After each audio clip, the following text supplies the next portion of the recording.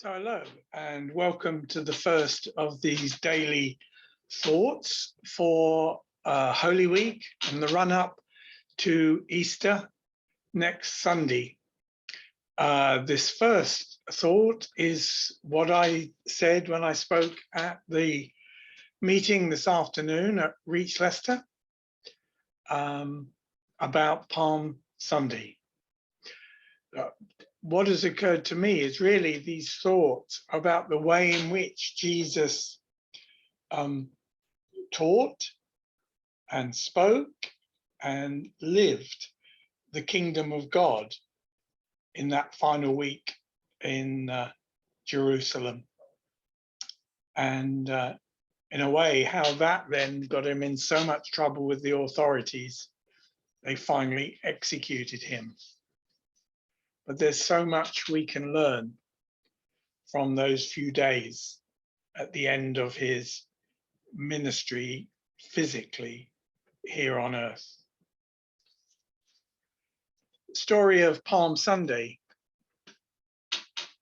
Jesus enters Jerusalem, and this is often referred to as his triumphal entry. I'm not sure it is, because it doesn't say that in the biblical text. I'm not sure triumphal entry is a good description.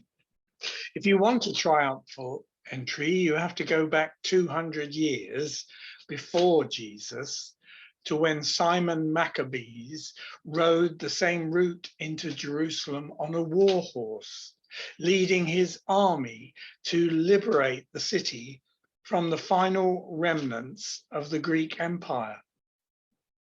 There was a stone citadel in the city where the Greek soldiers had used it as a fortress in order to terrorize the citizens of Jerusalem. Simon Maccabees, as we read in the book of his name, comes in to waving of palm branches, the shouts of praise, the playing of musical instruments, and the singing of hymns and songs, because he's crushing the great enemy of Israel. That was a triumphal entry as the world would see it because of the military victory. The book of Maccabees that this verse comes from is not found in most Bibles, but can be found in the Catholic Bible as part of what's called the Apocrypha, a series of books that tell the history of the Jews between the end of the Old Testament and the beginning of the New. But Jesus comes on a donkey as he rides to Jerusalem.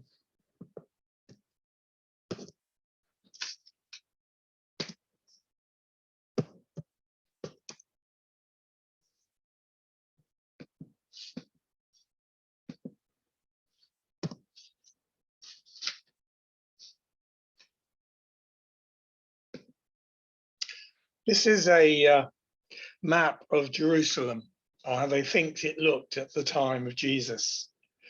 But again, his was not the only procession happening that day.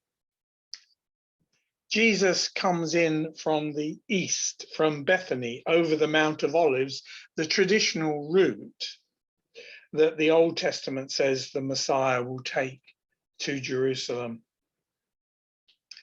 But as he is riding on that Sunday, which is the first day of the Passover festival week, I wonder if he didn't plan the moment he would come into the city, knowing that at some time, and possibly at that very time, Pontius Pilate is coming in from the north, from Caesarea, where he lives.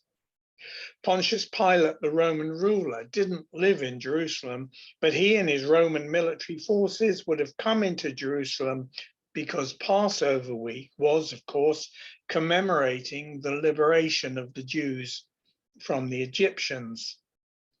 And all that talk about liberation and freedom can lead to unrest in the city during the festival. So Pilate and his troops would have processed in traditional triumphant military fashion from Caesarea, where Pilate lived, into the city of Jerusalem for the festival to maintain order. And if you think of the two processions happening at the same time, it makes an amazing contrast. Pilate in his chariot or on his horse, representing all the military might of the Roman Empire, and Jesus humbly on a donkey, leading his followers past the shouts, the hoorays, the hosannas of the people. He got the donkeys by sending his disciples with a secret code. Go into the village before you, and right away, as you enter into it, you will find a colt tied, and on which no one has ever sat. Untie it and bring it. And if anyone says to you, why are you doing this? Say, the Lord has need of it, and it will send it here again at once. Here again, once I wonder if this wasn't a prearranged password so that the news wouldn't get round too far that Jesus needs a donkey. Is this the way the whole entry in Jerusalem has been pre-planned? In Matthew's Gospel and chapter 21, Matthew refers to the prophet Zechariah and refers back to Zechariah's prophecy. Say to the daughter of Zion, behold, your king is coming to you, humble and mounted on a donkey, and on a colt, the foal of a pack animal. Here it is in Zechariah 9 and verse 10, practically the same words, humble and riding on a donkey. But Zechariah's prophecy goes on to say this in 9 and verse 10, and I will cut off the chariot from Ephraim and the horse from Jerusalem. The battle bow will be cut down, and he will announce peace to the nations. His dominion will be from sea to sea and from the river to the ends of the earth. The prophecy that Zechariah gave, that is represented by Jesus coming to Jerusalem on a donkey, announces peace to the world and an end of war and an end of battles and an end to militarism. We read in verse 11 of Mark 11 that Jesus, when he goes into Jerusalem, goes to the temple, and after looking around at everything, because the hour was already late, he went to Bethany with the 12. The verse is at the end of a very exciting chapter, but it is a bit of an anticlimax. It's not till the following day that Jesus comes and turns over the tables in the temple. But again, I think this is what Jesus had deliberately planned. Some people who were celebrating the arrival of Jesus into Jerusalem wouldn't have got the message that this was not a military liberation.